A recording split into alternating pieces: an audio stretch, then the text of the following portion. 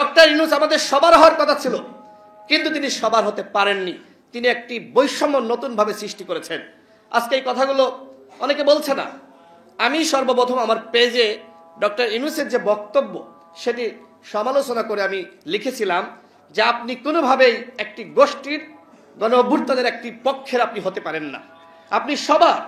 আপনি এমন বক্তব্য দিবেন না যাতে করে অন্য গোষ্ঠী, অন্য দল, অন্য সংগঠন আপনার উপর ক্ষুব্ধ হয়, সংক্ষুব্ধ হয়।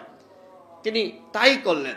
শুরুতেই তিনি বৈষম্য সৃষ্টি করেছিলেন একটি কথা বলে, যে ছাত্ররা আমাকে নিয়োগ দিয়েছে এবং জনগণ আমাকে সমর্থন দিয়েছে। ডক্টর ইউনূস কেন ওই সময় ছাত্ররা তাকে প্রস্তাব দিল, তিনি কেন অন্য দলের সাথে আলোচনা করলেন না? তিনি কেন অন্য দলকে বললেন না যে ছাত্ররা আমাকে এখানে নিয়োগ দিতে চায়, আপনাদের মতামত কি?